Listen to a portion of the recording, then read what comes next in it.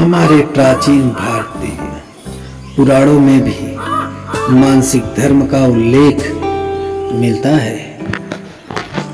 उन्हें मानसिक धर्म क्यों होता है? उन्हें मानसिक धर्म क्यों होता है? इस पर एक पौराणिक कथा भी मौजूद है जो इंद्रदेव में संबंधित है।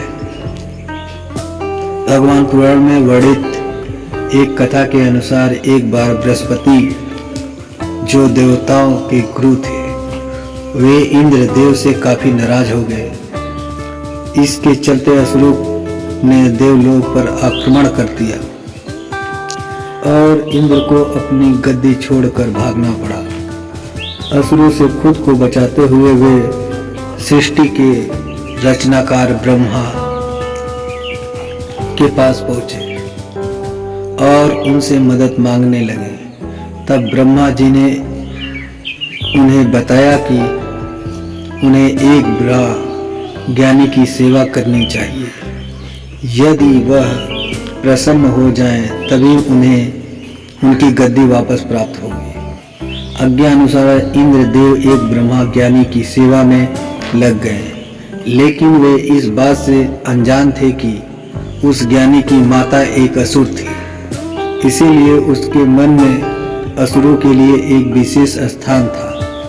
इंद्रदेव द्वारा अर्पित की गई सारी हवन की सामग्री जो देवताओं को चढ़ाई जाती है, वह ज्ञानी उसे असुरों को चढ़ा रहा था।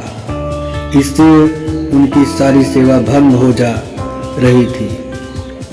जब इंद्रदेव को सब पता चला तो वे बेहद क्रोधित हो गए और उन्होंने उस ब्रह्म ज्ञानी की हत्या कर डाली। एक गुरु की हत्या करना घोर पाप था, इस कारण उन पर ब्रह्मा हत्या का पाप आ गया। ये पाप का एक भयानक राक्षस के रूप में इंद्र का पीछा करने लगा। किसी तरह इंद्र ने खुद को एक फूल के अंदर छुपाकर 1,00,000 साल तक भगवान विष्णु की तपस्या की।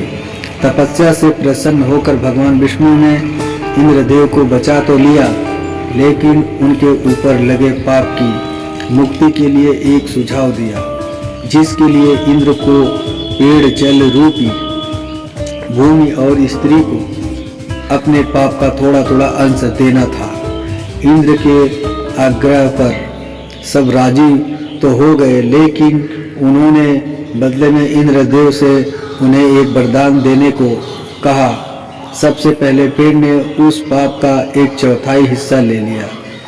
इसके बदले में इंद्रदेव ने उसे एक वरदान दिया। वरदान के अनुसार पेड़ चाहे तो स्वयं ही अपने आप को जीवित कर सकता है। इसके लिए बाद जल को पाप का हिस्सा देने पर इंद्रदेव ने उसे अन्य वस्तुओं को पवित्र करने की शक्ति प्रदान की।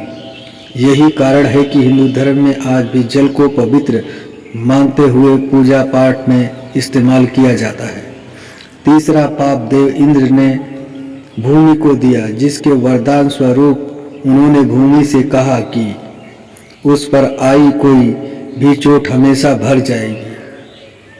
अब आखिरी बारी स्त्री की थी। इस कथा के अनुसार स्त्री को पाप का हिस्सा देने के फलस्वरूप उन्हें हर महीने मासिक धर्म होता है, लेकिन उन्हें वरदान देने के लिए इंद्र ने कहा कि महिलाएं पुरुष से कई गुना ज्यादा काम का आनंद उठाएंगी। इस दौरान में ब्रह्मा हत्या यानी कि अपने गुरु की हत्या का पाप ढो रही होती है। इसीलिए उन्हें अपने गुरु तथा भगवान से दूर रहने को कहा जाता है। यही कारण है कि प्राचीन समय से ही मानसिक धर्म के दौरान महिलाओं को मंदिर जाने की मनाही थी।